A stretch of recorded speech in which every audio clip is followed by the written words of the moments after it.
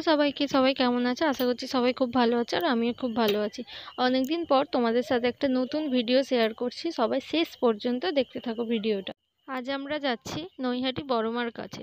আর সেই দিনটা ছিল খুবই ভালো একটা দিন, কারণ সেই দিনে ছিল কৌশিকী অমাবস্যা। আমরা কোনো প্ল্যানিং না করে আগে থেকে হঠাৎই চলে গিয়েছিলাম বড়মার কাছে। অনেক দিন থেকে যাওয়ার ইচ্ছাটা আমাদের কোনো কারণবশত পূরণ হচ্ছিল না, কিন্তু সেই ইচ্ছাটা যে আমাদের এত ভালো একটা দিনে পূরণ হবে সেটা আমরা নিজেরাও জানতাম না। হয়তো এটাই বড় মার ইচ্ছা ছিল। তো ফার্স্টেই আমরা বাড়ি থেকে রেডি হয়ে স্নান করে বার হয়ে পড়েছিলাম সাইকেল নিয়ে পূজালিতে। তো পূজালি থেকে তারপর আমরা অটো ধরে চলে গিয়েছিলাম বজবজে। বজবজ থেকে ট্রেন ধরে আমরা সোজা চলে গিয়েছিলাম শিয়ালদা। তার কারণ আমাদের সাথে আর যারা ছিল তারা উঠেছিল মাঝেরহাট থেকে, আর তারা যেহেতু ট্রেনে তেমনভাবে যাতায়াত করে না, সেই কারণে আমরা সবাই একসাথেই শিয়ালদা থেকে ট্রেন ধরেছিলাম। এ বাবা, দেখো তো, কথা বলতে বলতে আমরা এত দূরে জগদ্দল চলে এসেছি। চলো তোমাদেরকে একটা জিনিস দেখাই, তোমরা ভিডিওটা দেখতে থাকো।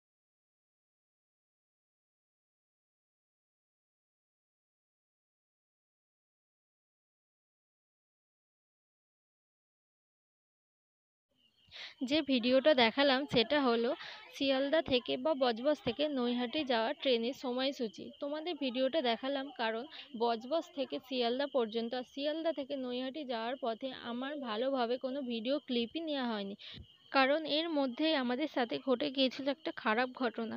সেটা হলো আমাদের মধ্যে একজনেরই ফোন চুরি হয়ে গেছিল। সেটা হয়তো শিয়ালদা থেকে হয়েছিল বা শিয়ালদার পরেও হয়েছিল। তো যে কারণে আমাদের মনটা একটু খারাপ ছিল, সে কারণে ভালো করে কোনো ভিডিওই নেওয়া হয়নি। তো সেটা নিয়েই কথা বলতে বলতে আলোচনা করতে করতে আমরা যে কখন নৈহাটিতে চলে এসেছিলাম আমরা বুঝতেও পারিনি। সেই কারণে কোনো ভিডিও নেওয়া হয়নি, তাই তোমাদের সাথে ট্রেনের সময়সূচিটা শেয়ার করে নিলাম যাতে তোমাদের বুঝতে সুবিধা হয়। যারা জানো না কিভাবে যেতে হয়, তো ওটা দেখলেই তোমরা বুঝতে পেরে যাবে আশা করছি। তো বজবজের দিক থেকে যদি কোনোভাবে নৈহাটি যাওয়ার ট্রেনটা মিস হয়ে যায় বা যেতে কোনো প্রবলেম হয়, তোমরা শিয়ালদা থেকে খুব ভালোভাবে নৈহাটি পৌঁছে যেতে পারো এবং বাড়ি আসার সময়টাও খুব ভালোভাবে পেয়ে যেতে পারো তোমরা। তো দেখতেই পাচ্ছ, গল্প করতে করতে আমরা পৌঁছে গেছি নৈহাটি স্টেশন।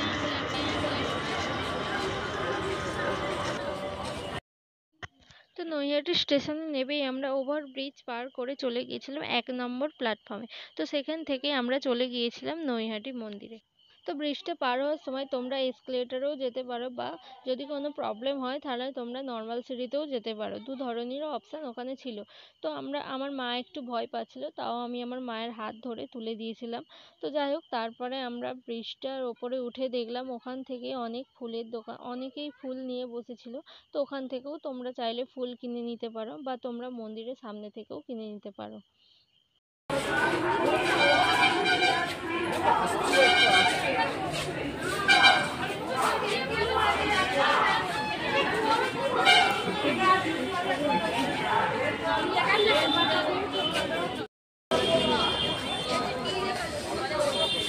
কোন দিকে যাবো সেটা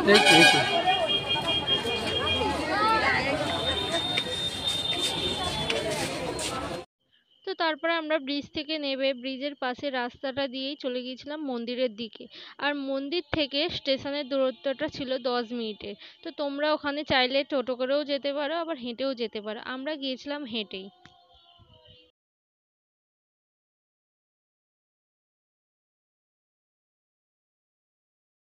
আর এই মন্দিরে যাওয়ার পথে বিভিন্নভাবে রাস্তার মধ্যে লেখা ছিল উই ওয়ান্ট জাস্টিস, আর বিভিন্ন রকম তিলোত্তমার প্রতিবাদের ছবিও আঁকা ছিল ওখানে।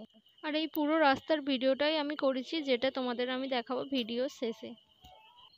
তো দেখতেই পাচ্ছ আমরা মন্দিরে চলে এসেছি, আর মন্দিরের একদমই পাশের দোকানটা থেকে আমরা ডালা কিনে নিয়েছিলাম। সেখানেই আমরা জুতো রেখে হাত ধুয়ে চলে গিয়েছিলাম মন্দিরের ভিতরে। আর আমরা আমাদের সব ব্যাগগুলো ওই দোকানের মধ্যে রেখে দিয়েছিলাম। আর এটা হলো 101 টাকার ডালা। তো ডালাটার মধ্যে রয়েছে একটা চেরি কাপড়, আর ছিল সন্দেশ, আর ওখানে ছিল ফুলের মালা, ধূপ, মোমবাতি। তোমরা চাইলে যে যেমন ইচ্ছা টাকার ডালা নিতে পারো। ওই দেখেন লাইন দিয়ে সব লাইন দিয়ে লাইন দিয়েছে। তো তারপরে আমরা ডালা নিয়ে লাইনে দাঁড়িয়ে পড়েছিলাম। আর ওই দিনটা একটু বেশিই ভিড় হয়েছিল, কারণ বললাম যেহেতু কৌশিকে অমাবস্যা ছিল। তো দিনের বেলা আমরা যতটা না ভিড় দেখেছি, বাড়ি আসার সময় সন্ধ্যের দিকে আমরা তার থেকেও বেশি ভিড় দেখতে পেয়েছি। তো যাই হোক, আমরা ভালো করেই পুজোটা দিতে পেরেছি, কারণ ওখানে একটা রুলসের মধ্যে পূজা দেওয়া হয়, যে কারণে সবাই খুব ভালো করে পুজোটা দিতে পারে।